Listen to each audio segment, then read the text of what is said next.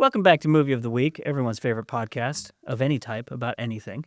Yeah. Right? Isn't that the official poll result that we had recently? We just recently surpassed Rogan. Yes, and we were, Gallup conducted the poll, if you're familiar. Shout out to Gallup, who is based in Omaha. Fun useless fact, I used to drive by the Gallup building sometimes when I lived in Omaha. My name is Will, a.k.a. Fat Boy, a.k.a. Daddy. And who are you? I am Hog, a.k.a. Mike. Keep going. Hogzilla. Is that a new one, or did you do that last time? I do them all. Hog Lord. Hog Lord, Hog Daddy. Hogus Pigus. Sus Scrophus. Swinus Pigus. Swinus Hogus. My favorite lately. Hogus Swinus. My favorite lately is Don Lope de Hog. Wasn't it Lupe? Isn't it Lupe de I thought Hog? it's spelled L-O-P-E. I thought it was L-U-P-E. It could be either or. Okay, Don something day hog here. John cheers. Hog is good too. Cheers. We have our Perrier. Don Hog's pretty good, but I think Don Lope or Don Lupe de Hog is like more. It's distinguished. Yeah, it's distinguished. The movie today is your pick. I'm just seeing and how everything looks. We're recording everything today. Yeah. If you're listening, we're also recording on a fancy camera. We're in a studio. So today was your pick, and I want to talk about the movie. I have a lot to say. I'm sure you do too. Mm-hmm. But the first thing I want to say, and then you can announce what the movie is and everything like that, is, did you pick this movie specifically because one of the characters is clearly based on you? I know you know exactly what I mean. No. So I don't know anything about this movie going in. The only thing I knew about this movie, and the movie, by the way, is Hardware from 1990. Written and directed by Richard Stanley, right? Yeah. And starring Dylan McDermott and Yes, I have the list here. Stacey Travis, John Lynch, William Hootkins, Iggy Pop is the voice of the radio DJ, and Lemmy's in it. The cab driver from Motorhead, and also the Wasteland guy. He's in a goth band. Yeah. So yeah, I didn't know anything about this film other than it was a low-budget sci-fi film from 1990 that has gained a sort of cult audience, and that the basic premise was a cyborg robot thing attacks people. That's kind of all I knew about it. I didn't know anything else about it. I didn't know if it was like silly or campy or serious or scary or anything really. Carol McCoy from the goth band Fields of Nephilim is in it. Yeah, anyway, continue. So you didn't know anything. And honestly, Mike, I saw it on a list. So I was looking at it. I think I was looking at top either B movies or top sci-fi movies or top low budget movies. I don't know. I saw it on a list somewhere and I didn't know anything about it. But I saw it looked kind of cool. The poster looked cool. It's a low budget film, but like Dylan McDermott is like somebody. So it can't be like Nemesis 4. Or no, Nemesis 3. Like, it can't be that. Yeah. Well, and it was not to praise the Weinsteins, who we all know are not savory people, but they did produce a lot of really fucking good movies. They did. And they produced this one. And so, I mean, it started with giving me an epilepsy. Oh, with that flashing lights? I was like, I was in the dark room on my big TV, and it's just like, no warning, just started doing it. I was like, it's like Gaspar Noé. He done that. I think I said this in our last episode when you first suggested that you might pick this, but I'm interested in this movie. And again, this is not a movie I was familiar with at all, really, until maybe like 6 or 7 years ago. And I saw You've never seen it, right? No, never saw it. I saw the documentary about the island of Dr. Moreau and how that was such a shit show of a production, the one with Val Kilmer. Richard Stanley was the original director for that. And everyone in that movie, because his second movie, I think, was called Dust Devil. I'm looking it up right now. It's a horror film. So he directed Hardware and Dust Devil, and people thought he was like this incredible visionary and that those films were like amazing and very unique, and they did a lot with a small budget, and he was very talented visually and stuff like that. And so then he got hired to do this big studio film, and it was a freaking catastrophe.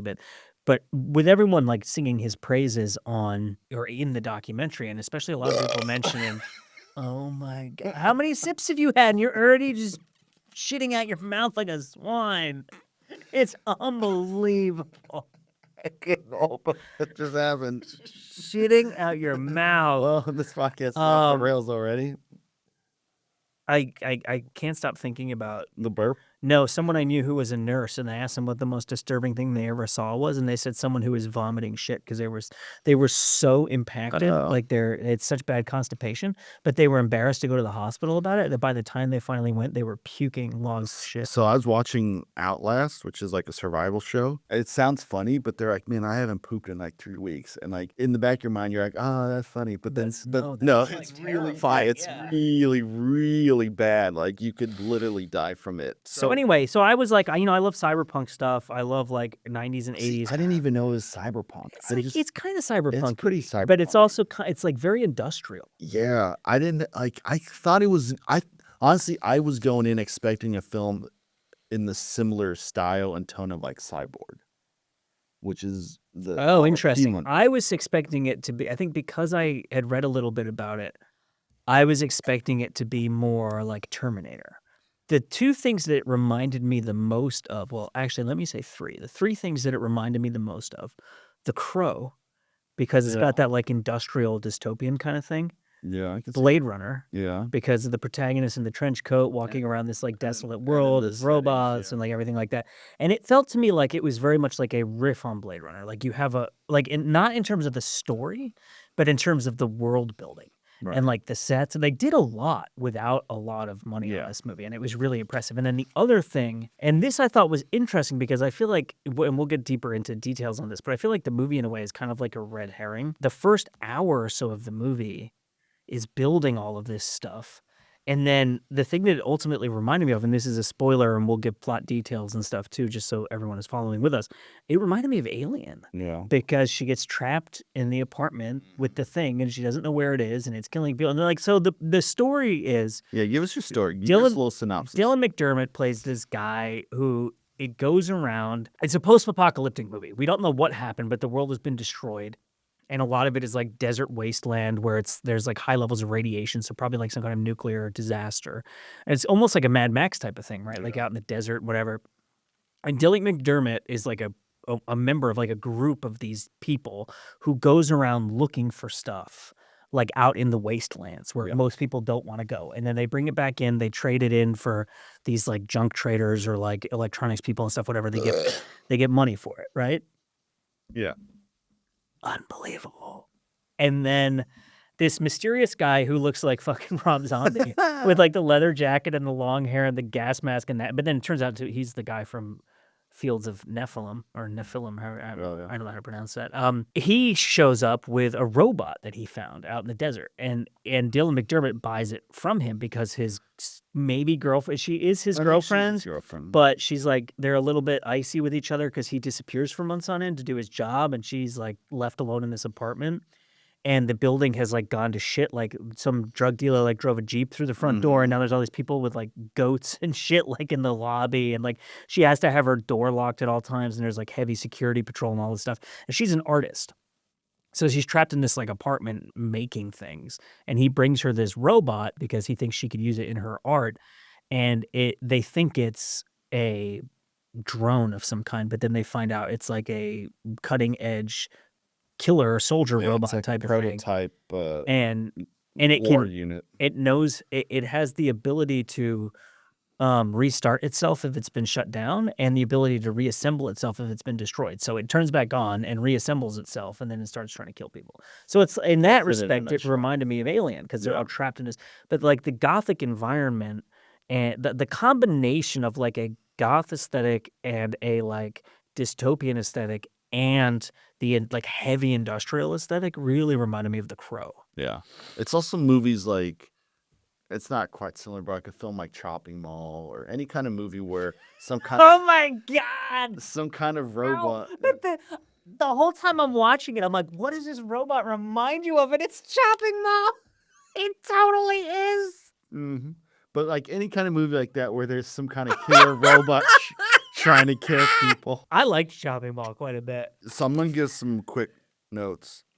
I thought like the start was fine, but the music was dope. The music is great. I loved it. The scene where there's a scene where Dylan McDermott and his girlfriend shower together, and then that segues into a sex scene. Yeah. And the music in that scene, and the I images. love, Yeah, the I music was love really good. but the scene where they're showering is really cool because you don't know that she's in there because he's a lot bigger than her Mhm. physically. So he's in the shower, like, washing himself, and then her hands come around behind him, and it's almost, like, weird because you don't know her body's there. Her Their arms whole just, like, appear, their and, like relationship was weird. You said icy. I almost got it when, so he has an assistant called Shades who goes the with him. Irish guy, Yeah, yeah, uh-huh. and the first time they met the girlfriend, I was like, "Is there some kinda, like, love triangle going on here? Is there some kinda, like, because it was kinda weird. She I got seemed the more eager to see impression him. I got the impression, and I thought this was gonna develop into something, that she was sleeping with him while the Dylan McDermott was That's yeah. what I thought, but I'm kinda glad they didn't go that route.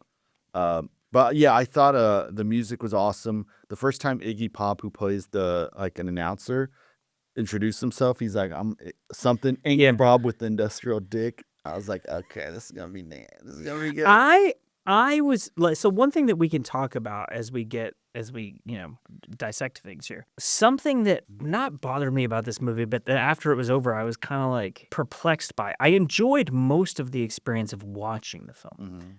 There's a little bit of it that I didn't really like that much, but we can talk about that. But when it was over, I was like, so there are so many like plot strains and things that are set up and things that are discussed that never come to anything. Nope. They just like vanish. And Mhm. it spends like almost an hour setting up this huge world. And then it's like, by the way, this is just like a contained horror film in which a monster is trying to kill somebody. In an apartment, Yeah. And that shit, like, so which is like, like her apartment's huge, by the way. yeah, I'm her like, apartment "What is is this? This is massive.